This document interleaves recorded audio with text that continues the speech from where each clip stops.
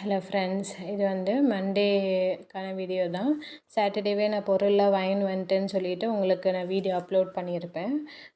அதுக்கப்புறம் இந்த ஆர்டர் வந்து முன்னாடியே வந்தது தான். நம்மக்கிட்ட இந்த கலர்ஸ்லாம் இல்லைன்னு சொல்லிவிட்டு அவங்கக்கிட்ட கொஞ்சம் டைம் கேட்டிருந்தேன். அது வந்து குட்டி பாப்பாவுக்கு ஒரு 6 இயர்ஸ் பாப்பாவுக்கு தான் கேட்டிருந்தாங்க. அவங்களுக்கு ஏற்ற மாதிரி இந்த சாம்ஸு, கிட்டி சாம்ஸ் இதெல்லாம் இல்லாமல் இருந்தது.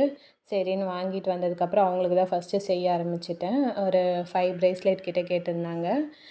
சரின்னு அவங்களுக்கு ஃபஸ்ட்டு நான் செஞ்சு முடிச்சிட்டேன். குட்டி குட்டியாக அழகாக அவங்க கை சைஸ் அளவு எடுத்து அனுப்பியிருந்தாங்க. அவங்க நேம் போட்டு, பாப்பா நேம் காவியா, அதனால் அவங்க நேம் போட்டு ஒன்று கேட்டிருந்தாங்க. அதுக்கப்புறம் இந்த கிட்டி சாம் வச்சு ஒன்று கேட்டிருந்தாங்க. இந்த க்ரீன் கலரில் நடுவில் வந்து இந்த கோல்டன் கலர் வந்த மாதிரியும் கேட்டிருந்தாங்க. அப்புறமே சில்வர் கலர் வந்த மாதிரியும் கேட்டிருந்தாங்க. ஸோ அதனால் வந்து அது ஃபஸ்ட்டு முடித்து அவங்களுக்கு இது பண்ணிடணும், கொரியர் பண்ணிடணும்னு சொல்லிவிட்டு அதை தான் ஃபஸ்ட்டு பண்ணேன். இப்போது என்னென்னா, நம்மளுக்கு என்னென்ன ஆர்ட்ரு வருதுன்னு சொல்லி ஒரு லிஸ்ட் எழுதிட்டோம்னாக்கா நமக்கு கொஞ்சம் ஞாபகமாக இருக்கும். அதுவும் இல்லாமல் அதை பார்க்கும்போது நம்ம ஓகே, நம்மளுக்கு இந்த டேட்குள்ளே அவங்களுக்கு கொடுத்துடணும் அப்படின்னு சொல்லிட்டு நமக்கு தோணிடும். இப்போதைக்கு நிறைய ஆர்டரெல்லாம் இல்லை. ஃப்யூச்சரில் வந்து இன்கேஸ் இந்த மாதிரி உங்களுக்கு ஆர்டர் வந்துச்சுன்னா இந்த மாதிரி நோட் பண்ணி வச்சுக்கோங்க. நோட் பண்ணிவிட்டு நம்ம கொடுக்கறதுக்கு ஈஸியாக இருக்கும். அவங்களுக்கும் கரெக்ட் டைமுக்கு போய் ரீச் ஆன மாதிரி இருக்கும். ஸோ இந்த மாதிரி நம்ம ஃபாலோ பண்ணிட்டோன்னா ஈஸியாகவும் இருக்கும். ப்ளஸ் வந்து நமக்கும் வந்து ஓகே, ஒவ்வொன்றும் நம்ம நோட் பண்ணி வச்சுக்கலாம். இப்போ வந்து இதில் வந்து ஜிபேயில் பண்ணியிருக்காங்க அப்படின்ட்டுன்னு நம்ம பார்த்துக்கலாம் அமௌண்ட்டை. இப்போ வந்து கடைக்கு கொடுக்குறோன்னா கிரெடிட்ஸில் கொடுத்துருக்கோம், இந்த அமௌண்ட்டு பெண்டிங் இருக்குது அப்படின்னு சொல்லிட்டு நோட் பண்ணி வச்சுக்கணும். அப்போ தான் நம்ம அமௌண்ட்டும் வந்து மிஸ் ஆகாமல் இருக்கும், கரெக்டாகவும் நம்ம வாங்கிட்ட மாதிரியும் இருக்கும். ஸோ அதனால் அந்த ஃபாலோஅப்ஸ் தான் நான் அந்த நோட் வச்சுருக்கேன். அதுக்கப்புறம் இவங்களுக்கு வந்து பேக் பண்ணுற வேலை தான். எல்லாத்தையும் முடிச்சுட்டு இதை பேக் பண்ணிவிட்டேன். ரொம்ப க்யூட்டாக இருந்தது. இந்த குட்டி குட்டி சைஸ் பண்ணும்போது எனக்கு ரொம்ப ஆசையாக இருக்கும். ஏன்னா வந்து பெரிய சைஸ் பண்ணுறத விட இந்த குட்டி சைஸ் பண்ணும்போது அழகாக ஒரு ரொம்ப ஈஸியாகவும் முடிஞ்சிடும். அதுவும் இல்லாமல் வந்து இது பீட்ஸ் வந்து கொஞ்சம் லிமிட்டாக தான் எடுக்கும் அவங்களுக்கு. ஸோ அதை வந்து குட்டியாக போட்டு நாட் போடுறதெல்லாம் ரொம்ப க்யூட்டாக இருக்கும். அது மாதிரி இது நம்மளுக்கு ஆல்ரெடி ஒரு 5 இயர்ஸ் பாப்பாவுக்கு செஞ்சு கொடுத்தோம். இவங்களுக்கு வந்து இப்போது 2வது ஆர்டர் மாதிரி இது குட்டி பாப்பாங்களுக்கு. இவங்க சைஸுக்கு பேங்கிளும் கேட்டிருந்தாங்க. பேங்கிள் நான் தேடி ரொம்ப அலைஞ்சிட்டேன். ஒரு 3 கடை வரைக்கும் தேடிட்டேன். எல்லாருமே பெரிய பெரிய பேங்கிள்ஸ் தான் வச்சுருந்தாங்க. அதுக்கப்புறம் ஒரே ஒரு கடையில் மட்டும்தான் இந்த குட்டி பேங்கிள் இருந்தது. சரி, அது மட்டும் ஒரு செட்டு வாங்கிட்டேன். இன்னும் ஏதாவது ஆர்டர் வந்தால் நம்ம செஞ்சுக்கலாம்னு சொல்லிட்டு. ஏன்னா ஒரு சைஸில் ஒரு வாங்கி வச்சுக்கிட்டோன்னாக்கா என்னென்ன சைஸில் கேட்குறாங்களோ அதுக்கேற்ற மாதிரி நம்ம செஞ்சுக்கலாம்.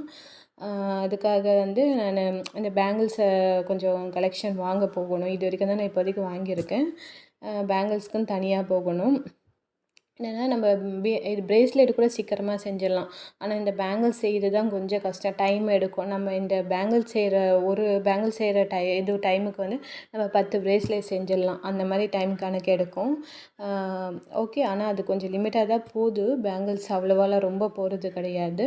அதனால் கேட்குறவங்களுக்கு மட்டும் செஞ்சு கொடுக்குற மாதிரி இருக்குது. கடையிலையும் வந்து ப்ரேஸ்லெட் மட்டும் தான் வாங்குகிறாங்க. பேங்கிள்ஸ் அவ்வளோவா அவங்களுக்கு மூவ் ஆகாதுன்னு சொல்லியிருக்காங்க. ஏன்னா ஃபஸ்ட்டு ட்ரெண்டிங்கில் இருந்தது பேங்கிள்ஸ் எல்லாம். இப்போதைக்கு வந்து இந்த ப்ரேஸ்லெட் மட்டும் தான் ட்ரெண்டிங்கில் போயிட்டுருக்கு. அதனால் நம்ம பேங்கிள்ஸ் நிறையா வாங்கி போடுறத விட ஆல்ரெடி நம்மக்கிட்ட இருக்குது. அந்த மெட்டீரியல்ஸை ஃபஸ்ட்டு இது பண்ணிட்டு தான் நான் வாங்கணும். அதனால் இதில் ஃபஸ்ட்டு ஃபோக்கஸ் பண்ணலான்னு சொல்லி தான் நான் ப்ரேஸ்லெட்டில் மட்டும்தான் நான் வாங்கிட்டுருக்கேன். அதுக்கப்புறம் மீஷோவில் வந்து அகெயின் வந்து திரும்பியும் அமௌண்ட்டு கம்மி பண்ண சொல்லி அனுப்பியிருக்காங்க, கோடிங் அனுப்பியிருக்காங்க.